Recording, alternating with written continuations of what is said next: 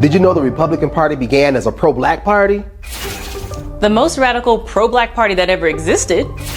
So how'd they turn into this? We're going to the Capitol. As we try to figure out good, law-abiding citizens. They're eating the dogs. As the first Samoan Malaysian, they're eating the cats. There's literally a floating island of garbage. They're eating the pets. I think it's called Puerto Rico. Let's have trial by combat. Republicans were once Democrats, and Democrats were once Republicans. And here's how they both switched sides on black people. You see, the Democrats began as the party of Andrew Jackson. So they were all about manifest destiny, states' rights, and genocide. The Republican Party was known as the party of Abraham Lincoln, and they began as a coalition of smaller, different parties, like the Northern Whigs, the Free Soilers, the anti-slavery Democrats, and abolitionists. And they stood for eradicating slavery, each for their own reasons, and economic development. After the Civil War and Abraham Lincoln liberated all black Americans from the bonds of slavery, the entire black community pretty much became lifelong Republicans, or so you would think. Even though the Republicans had 100% of the black vote, they continued to produce legislation to support black people. The 14th and 15th Amendment. They even released a military occupation of the South to ensure the lives and the rights of these newly freed black folk. And the Democrats, around every single turn, tried to steal the life, the liberty, and the rights of these newly freed black citizens. While the Republican Party championed black rights, there was a large faction of the Republican Party that became immensely wealthy from the Civil War. They capitalized on government contracts, arms production, transportation, finance. For John Pierpont Morgan, Andrew Carnegie, the DuPont family, John D. Rockefeller, and a host of other Republicans, the war made them massive profits. This is a vitally important point to remember. Now, this natural Republican alliance wouldn't last for long. Here's the exact moment when the Republicans completely sold out black folk. The election of 1876 was hotly contested. It was between Rutherford B. Hayes and Samuel Tindon. This was one of the most contentious elections in U.S. history. In the early count, Tindon appeared to have the lead. The next morning, Democratic newspapers proclaimed his victory. Then, on November 9th, Republicans announced a Hayes win. America in 1876 woke up the morning after the election not knowing who had won. The nation was thrown into chaos. The Florida governor reported that a special train sent out to get returns had been Ku Kluxed and thrown from the track, amid reports of fraud and armed threats to black voters. With inauguration just days away and the nation on edge, delegations from both parties met in D.C. for secret negotiations. Then enter the Compromise of 1877. This compromise was a backroom deal somewhere in the Wormley Hotel in DC, where Republicans and Democrats came to an agreement that frankly benefited both sides. The agreement forged there, known as the Compromise of 1877, would have long-lasting, horrific repercussions for Black Americans in the South. To end this dispute, the Compromise of 1877 awarded Hayes the presidency, but only after he agreed to end Reconstruction and withdraw all federal troops from the South, leaving black people without any protection. This opened the door to Jim Crow laws and the complete abandonment of black Southerners. In other words, the Republican Party completely sold out black Southerners for the power of the presidency. This marked the end of Reconstruction and the beginning of the Republican Party as we know it today. It also marked the beginning of a white barbarianism that would last in the South for a century.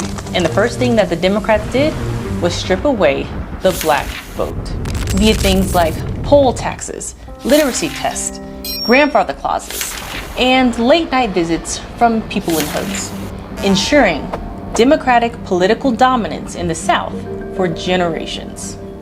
The Republican Party was now being backed by wealthy tycoons that got rich from government spending during the war. the industrialists and financiers took leadership roles within the party and steered it away from black rights and onto big business interests. Meanwhile, the Republicans ate. The same Republicans who got filthy rich during the Civil War got even nastier after they dropped the black folk in the South. Republicans in power then, just like today, crafted laws that made the wealthy even wealthier, helping figures like John D. Rockefeller and Andrew Carnegie turn their companies into powerful monopolies at the expense of workers' rights and small businesses. The Republican offices for decades overflowed with scandalous campaign contributions, bribes, unchecked corporate lobbying, and enormous kickbacks, creating a local and federal government that was brought and paid for by corporate interests, and all barreling toward one end.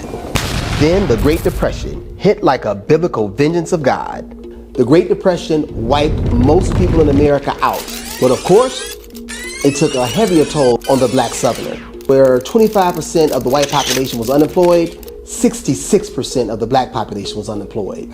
And no one was coming to save us. We had to work for ourselves. The NAACP, the Urban League, and many different other black organizations took up arms and found ways to help each other. They had employment programs. We boycotted businesses that laid off black workers but kept white workers on. There was a lot going on. And the black folk had realized that the Republicans were not our allies. But we did find an ally in someone. Franklin D. Roosevelt took the office in 1932. And when he took office in 1932, he claimed that office with 71% of the black vote. Franklin Roosevelt created something called a black cabinet, where he had black advisors work with him to formulate something called the New Deal. Most of the members within Roosevelt's black cabinet were themselves activists before and after and during their time as federal advisors. Remember, Claude Bethune was an official with the NAACP. Robert Weaver, before he became a part of the Department of Interior. This is the beginning of the Black Alliance with the Democratic Party. It came with a campaign of sound principles and promises that made sense to the black community, and it paid with the dividends of black investment. But it wasn't solidified yet. The civil rights movement further cemented black allegiance to the Democratic Party. In a televised speech, Kennedy said, Good evening, my fellow citizens. This afternoon, in short, every American ought to have the right to be treated as he would wish to be treated. Difficulties over segregation and discrimination exist in every city, in every state of the Union. And this nation, for all its hopes and all its boasts, will not be fully free until all its citizens are free. Kennedy proposed what would later become the Civil Rights Act of 1964, advocating for equal rights, desegregation, and an end to discrimination in public places, employment, and voting.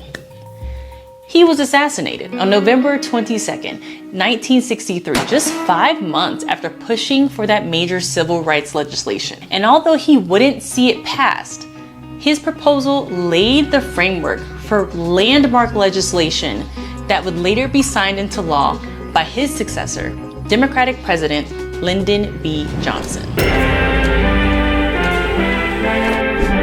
Congress passes the most sweeping civil rights bill ever to be written into the law. The Civil Rights Act of 1964 is signed at the White House by President Johnson before an audience of legislators and civil rights leaders who have labored long and hard for passage of the bill. And 4 years later, President Johnson would sign the Civil Rights Act of 1968, which prohibited housing discrimination. These achievements were key turning points, pulling black people towards the Democratic Party, with 85% of black voters identifying as Democrats by the late 1960s. So as all of these different civil rights laws were being passed and all of these different black cabinets were being made, the Democrats that were in the South were becoming disenfranchised with their party. After key policy shifts, Roosevelt's New Deal, Truman's military desegregation, and LBJ's civil rights bills. So they splintered from the Democrats and turned into the Dixiecrats, which crumbled until the Republicans developed a strategy to capture their support. This would become known as the Southern Strategy. Now, the Southern Strategy was simple. Use coded language to let racists know that you support their ideals. Use division and tropes instead of saying it directly. Nigger becomes welfare recipient. Support for discrimination and segregation become states' rights. Lock up the black and brown turns into tough on crime or law and order. The Southern strategy was considered a success when under the Reagan administration, the Solid South was back under new ownership by the Republicans.